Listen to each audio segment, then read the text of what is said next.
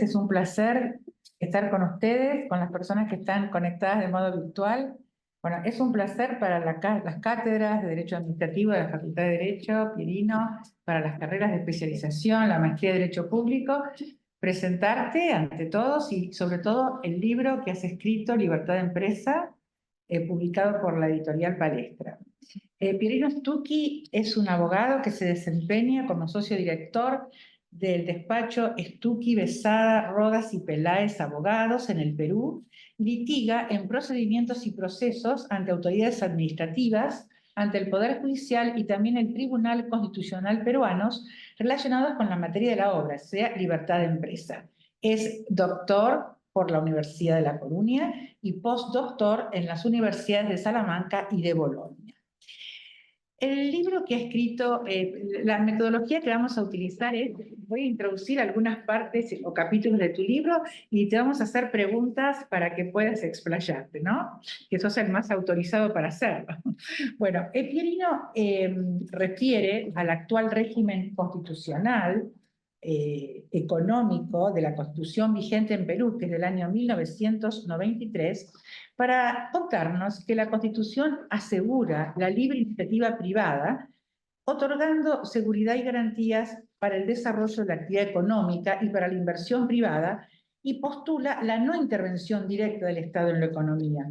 Y en este derrotero, Pierino Stucchi la compara con la anterior Constitución Política, que era del año 1979, la cual, por el contrario, reservaba para el Estado peruano un rol de intervención directa en la vida económica del país. Entonces, a partir de la nueva Constitución, ya vigente del año 93, Pierino, tú resaltas cuáles son los derechos y libertades garantizando la libertad de empresa. ¿Querés expresarnos algo al respecto? Sí. Muchísimas gracias a la Universidad del Rosario, Nacional del Rosario, por la invitación, a las cátedras que han hecho posible la presentación de este libro, las doctoras Antic, Alanak y Thaler, y a todos los presentes, física y virtualmente. El régimen peruano, como bien señala Raquel, tiene todo un sistema que procura garantizar la libre iniciativa privada, que implica la libertad de empresa en el marco de una economía social de mercado. Eso incluye, naturalmente, el propósito de beneficiar a la sociedad, ¿no? Y a los consumidores, porque en tanto se ejerza la libertad de empresa en determinado sector o actividad, habrán alternativas disponibles en el mercado y en consecuencia podrá haber competencia para que las empresas procuren una tensión o una contienda para lograr la preferencia del consumidor final o intermedio, que también pueden ser consumidores, las personas naturales o físicas como consumidores finales, o las empresas como consumidores intermedios, y de esa manera puedan lograr la mejor combinación de precio y calidad posible en determinado momento. Digamos que la Constitución peruana presenta todo este instrumental de economía social de mercado, donde se puede ejercer la libertad de empresa, pero entendida, y ese es un punto para remarcar, como un mandato de optimización. Es decir, no es una libertad irrestricta y sobre la cual haya que desarrollar un culto por sí misma a esa libertad, sino entenderla como una libertad funcional, es decir, la mayor libertad posible siempre que no afecte objetivos legítimos de interés general, como la salud, la seguridad, el orden público, el cuidado del medio ambiente, entre otros. Es decir, el Perú tiene este resguardo planteado en la Constitución, la jurisprudencia constitucional lo avala, y ese es el primer marco de referencia para entender la libertad de empresa como derecho y principio en el Perú. Claro, vos hablas de la defensa de la competencia, del pluralismo económico, de la actividad empresarial del Estado, pero en condiciones de subsidiariedad, solo por razones de un alto interés público relevante o de manifiesta conveniencia nacional. En otros de los, bueno, y también te referís a cuáles son los componentes, ¿no? Del derecho o de la garantía de libertad de empresa, ¿no? Libertad para elegir la actividad económica empresarial, con los límites, por supuesto, como has dicho, constitucionales y legales,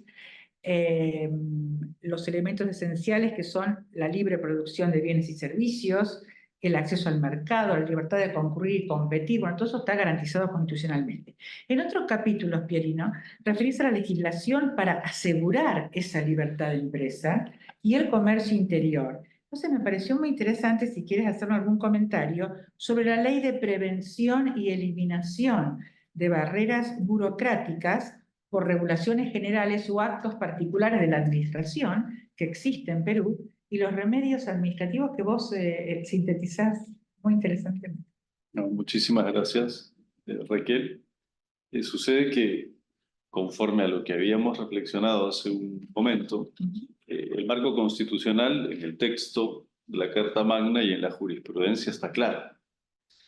Pero esta libertad, como otras, necesitan concreciones específicas y realizables. Es decir, ¿qué ocurre frente a una regulación subnacional de un gobierno regional o de un gobierno municipal, que puede ser de provincia en el Perú o de distrito, que efectivamente cruza la línea y afecta el ejercicio de la libertad de empresa más allá de lo necesario para resguardar un objetivo legítimo de interés general como la salud, la seguridad o la información que los consumidores necesitan?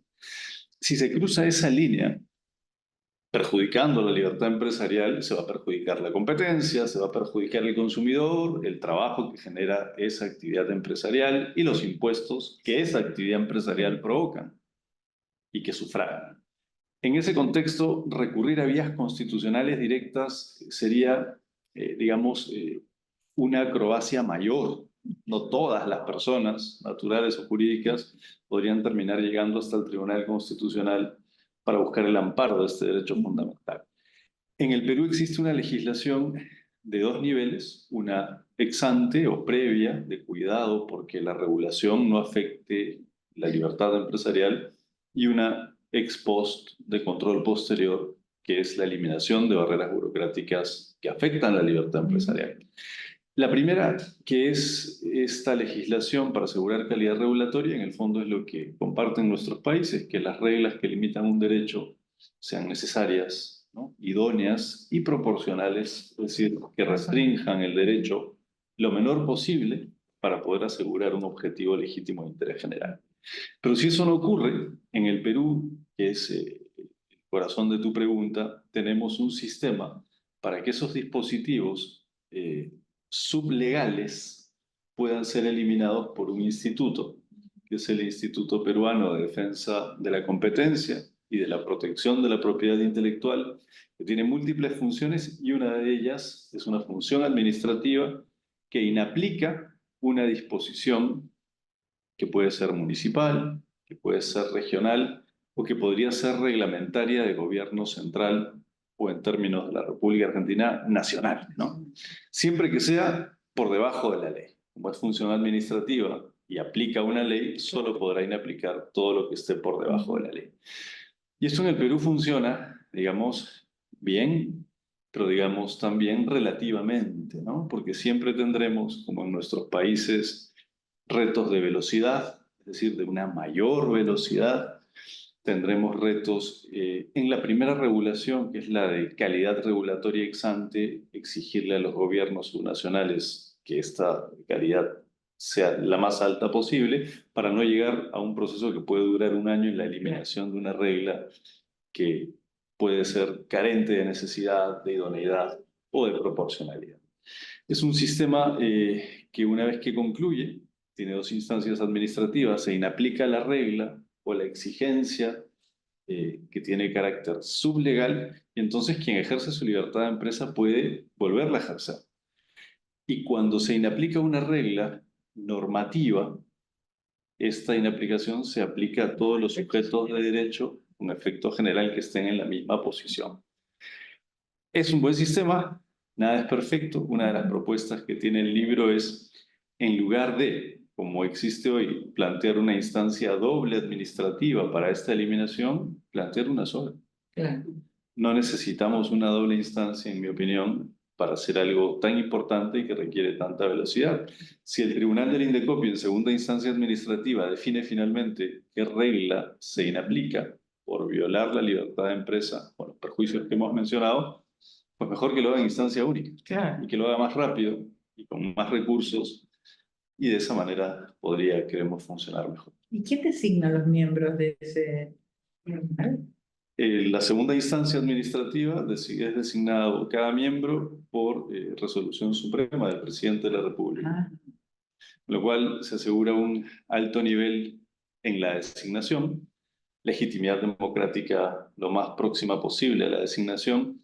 Sin embargo, está pendiente que esos candidatos queden en una bandeja o en una mesa o un conjunto elegible por concurso de méritos. Eso no está pasando. claro, Es una crítica pues, amable y cordial que mantenemos permanentemente, pero que debe corregirse. claro. ¿No? Debe elegirse a ese nivel de resolución presidencial entre 3 o 2 candidatos que hayan superado una evaluación de méritos. Claro, claro.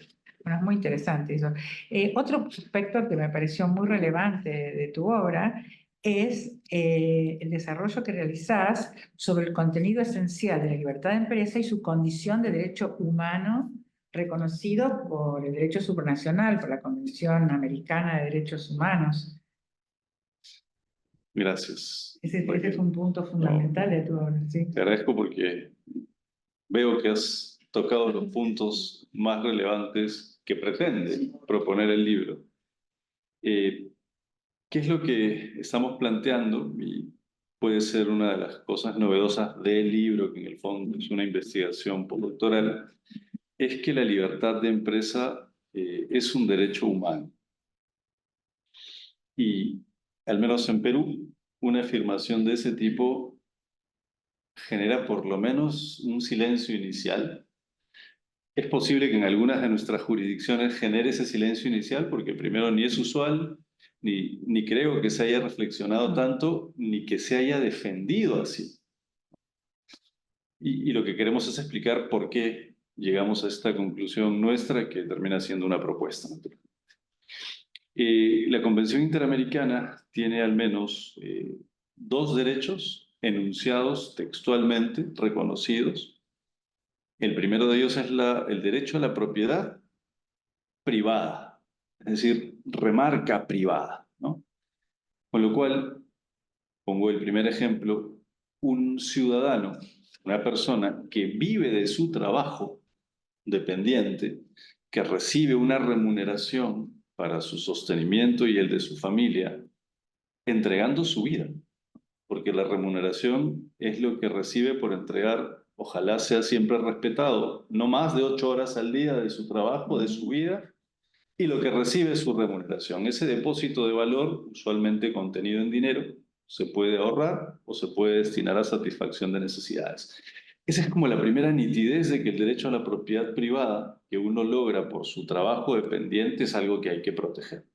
Pero la propiedad privada puede tener diferentes fuentes. Esta persona puede ahorrar mucho y sobre eso desarrollar actividad empresarial, puede comprar una acción de una empresa listada en bolsa o podría poner un negocio propio. Es decir, una actividad empresarial individual, que es lo que consideramos trabajo autogenerado, o trabajo familiar en un restaurante, como conocemos en nuestras jurisdicciones, en nuestros países, o trabajo artesanal, familiar o asociado. Y ese trabajo autogenerado, cuando menos debe tener, en nuestra opinión, la misma dignidad que el trabajo dependiente. Pero vuelvo a la convención, se remarca que el derecho a la propiedad privada, los ejemplos que ponía era para reflejar la dignidad que tiene esa propiedad. Y lo segundo es que la convención indica que es un derecho humano también el derecho a la libre asociación con diversos fines y dice expresamente, así lo reconoce, con fines económicos y otros fines. La primera tentación es decir que la actividad empresarial sería de esos otros fines, pero seguramente, esa es la propuesta, la actividad empresarial está dentro de los fines económicos. Es una actividad económica y cuando la convención dice que hay libertad de asociación con fines económicos, en el fondo nos está hablando de las personas jurídicas, que se conforman libremente por las voluntades de las personas humanas. Y entonces cuando uno tiene propiedad privada y personas jurídicas, incluidas aquellas que se dedican a un fin económico que será empresarial, entonces la propiedad sobre esas acciones o participaciones Se protege como se protege la libertad de asociación con esos fines y esa es la libertad de empresa.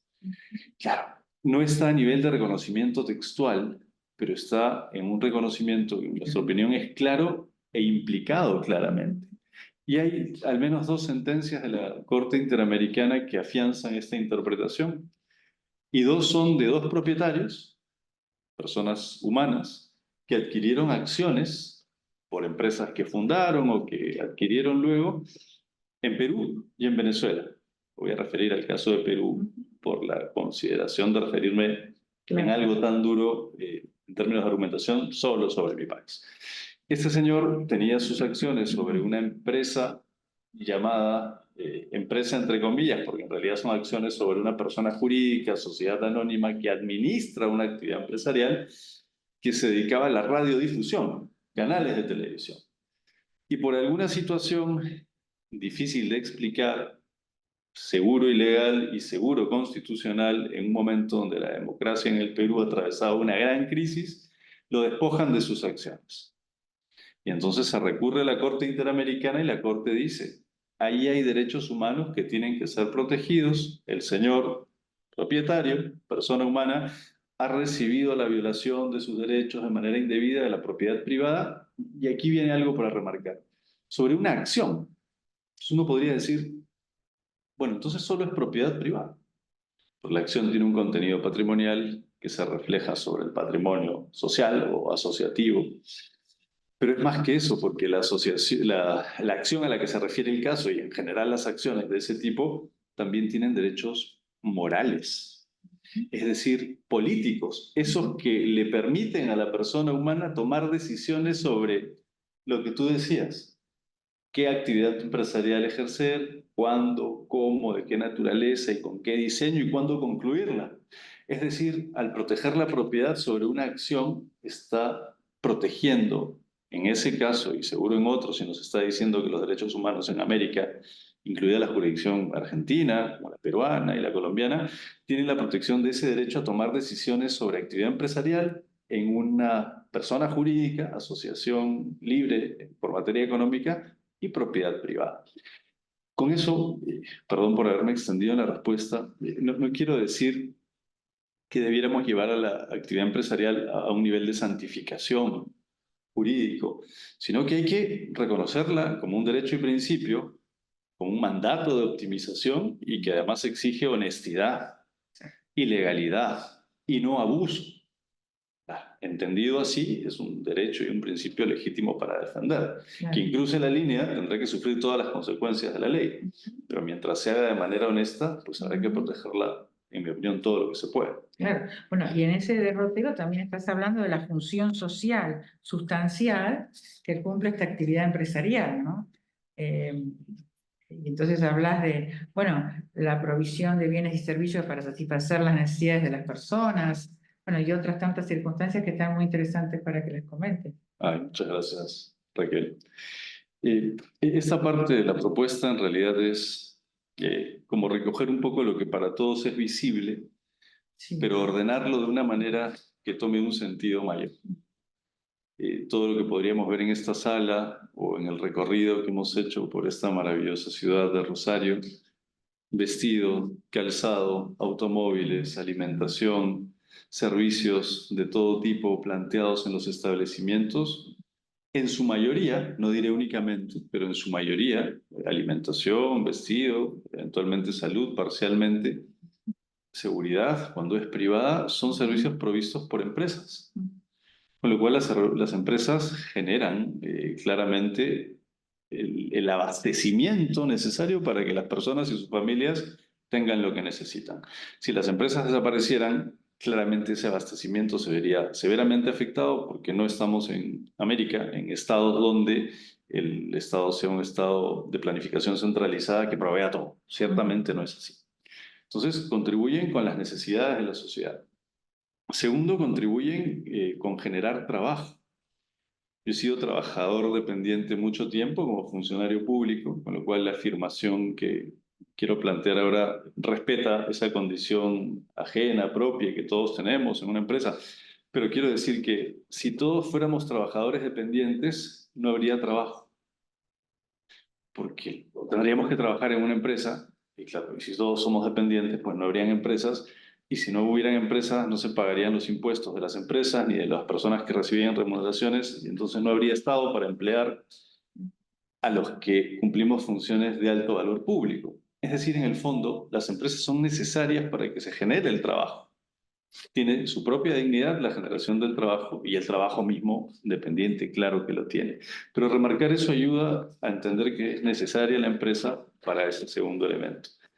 Y lo tercero es el financiamiento del interés general, porque, claro, hay muchas fuentes de impuestos y muchas fuentes de ingreso público, pero una buena parte es el impuesto a la renta que pagan las empresas, otra buena parte es el impuesto a la renta de los dependientes trabajadores dignamente de las empresas, pero que se detrae de los salarios que pagan las empresas, pero que corresponden naturalmente a los trabajadores. El impuesto a las transacciones, el IVA o el IGB, como sabemos, en muchas jurisdicciones, y es el caso de la peruana, se factura, por ejemplo, a fin de junio por 100 y en julio, aunque no se cobre esa factura, se tendrá que ya la empresa hacerse deudora del 18% de ese impuesto y pagarlo, o fraccionarlo y financiarse para pagarlo, es decir, financia por anticipado, es decir, financia en dos dimensiones. Exacto. Financia porque emposa directamente o financia porque no teniendo el capital lo paga por anticipado viendo de dónde lo va a generar, que puede ser su capital de trabajo, que puede ser el dinero de ese accionista, que incluso fue el ahorrista del primer ejemplo, que es el trabajador que decidió hacerse empresario. Es decir, hay dignidad y hay necesidad en financiar el interés general, porque de esos recursos el Estado luego nos tendrá que dar la seguridad de orden interno, lo que corresponda en orden externo, la justicia, la educación, que de calidad y por mandato debe ser de alta calidad en el sector público. Se necesita ese financiamiento en todos los niveles, inicial, primario, secundario, universitario, y también la igualdad de oportunidades, ¿no? Que es todo ese rol necesario en la asistencia cuando la asistencia es necesaria, ¿no? Y ciertamente no inutiliza al ciudadano para sus propios esfuerzos. Pero ese es otro rol que habría que defender entendiendo en esta suma de elementos obvios, pero que por la suma pueden ser de relevancia en la libertad de empresa. Sí, es muy interesante. Bueno, y también me pareció otro punto interesante, la responsabilidad social que vos remarcás con la que debe ejercerse esa libertad de empresa, ¿no? Y bueno, vos ahí referís a cómo se materializa en la práctica y además está institucionalizada esa responsabilidad social en algún tipo societario que me gustaría que lo comente. Muchas gracias. El libro va cerrando en sus líneas de análisis, efectivamente, Raquel, planteando que la empresa, además de lo que ya habíamos sintetizado, que es como lo natural a su actividad, contribuir con la sociedad, además puede tener responsabilidad social voluntaria, ¿no? Hay algunas empresas que lo anuncian y que deben cumplirlo tal como lo anuncian, que se preocupan por el medio ambiente, más allá del estándar legal, ¿no? Sí. Por la integración de las personas en el trabajo, más allá de la exigencia legal, por los cuidados en el rol masculino y femenino, digo, de hombres y de mujeres en una sociedad para que los derechos se ejerzan con equidad, ¿no? Sin discriminación, más allá de lo exigible, sino más bien con promociones libres de la propia empresa para dar un paso más. Todo eso que es voluntario tiene un valor adicional. Sin inocencia, habrá que entender también que algunas empresas lo difunden porque saben que en algunos segmentos de la sociedad eso genera un valor.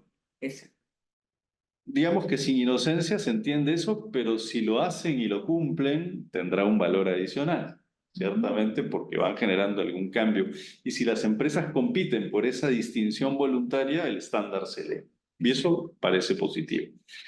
En el Perú existe una legislación especial para aquellas empresas que de ese nivel voluntario quieren trasladarse a un nivel voluntario que se puede denominar como reglado. Sigue siendo voluntario, Sí. pero es reglado por la propia regla de la empresa, porque si la sociedad anónima decide colocarse la sigla B larga IC BIC, que es empresa de bienestar o de beneficio o de interés colectivo, pues entonces dirá en su estatuto, en ese mismo momento, cuál es el propósito que quiere lograr. ¿Será social, será ambiental, será colaboración con su entorno, con la localidad, con la provincia? Y así como lo enuncie, tendrá que cumplirlo. Y la regulación indicará que deberá contratar a un tercero para que lo audite. El gerente será responsable y si no, podrá recibir la descarga de sanciones con el descrédito que eso implica. Eso puede ser reversible, ¿no? Y entonces, si eso funciona, se seguirán dando pasos y seguramente la diferencia entre la responsabilidad corporativa voluntaria y la voluntaria reglada es que esta es más difícil de desactivar. Exacto. ¿No? Con lo cual, que una empresa dé ese paso tiene un valor adicional, pero el libro apunta al final algunas reflexiones. Todavía no tenemos evidencia. Te iba a preguntar, porque la ley es del 2020. Sí, es del Es muy nueva, 2020. te iba a preguntar eso. Es del 2020, no tenemos evidencia que hayamos podido abordar o analizar acerca de si es que realmente este sistema de libertad reglada haya funcionado. Mi temor es que tal vez tanta regla para lo voluntario, alguna empresa diga, mejor me quedo como estoy, muy bien, voy yo regulando, voy viendo mi presupuesto. Entonces tendremos que encontrar, prometo hacer eso para el próximo año en la segunda edición o en 2 años más, decir, ¿y qué pasó con las empresas? Para en todo caso plantear alguna alternativa. ¿Sí? Claro, porque como decíamos hoy en la reunión con el decano, nosotros tenemos muchas empresas que tienen responsabilidad social voluntaria, por supuesto, pero no algo regulado así, ¿no? Sí. Desde ese punto de vista. Bueno, es un tema de responsabilidad social empresaria que tiene mucho desarrollo en la Argentina. Bueno, creo que en todos los países en la actualidad, pero siempre, nunca lo vi regulado, por eso me llamó la atención. No sé, Pierino, si quieres concluir o comentarnos algo más, porque abordás un montón de temas en el libro. No sé si Sí. quedó mucho en el tintero, por supuesto, pero te lo dejo librado a tu inquietud. No sé si usted quiere hacer alguna pregunta. Sí. Yo primero agradecerles, ¿no? Porque estar aquí en la Universidad Nacional del Rosario con profesoras y profesores de la categoría que conocemos es un honor para mí. Y quienes me escuchan que son de la universidad o quienes vean luego la grabación de esta presentación, pues deben saber que tienen aquí una verdadera escuela notable de derecho público y administrativo. Es algo que conversábamos también con el decano, que no es de la especialidad, pero que tiene la nitidez para entenderlo y para apoyarlo, ¿no? Ustedes tienen aquí en Rosario voces que son escuchadas en Iberoamérica para debates de alta relevancia. La doctora Antic, la doctora Elianac y la doctora Thaler, entre otros profesores valiosos, son muestra de ello. Así que muchas gracias de mi parte y encantado de visitar el país y la ciudad. Gracias.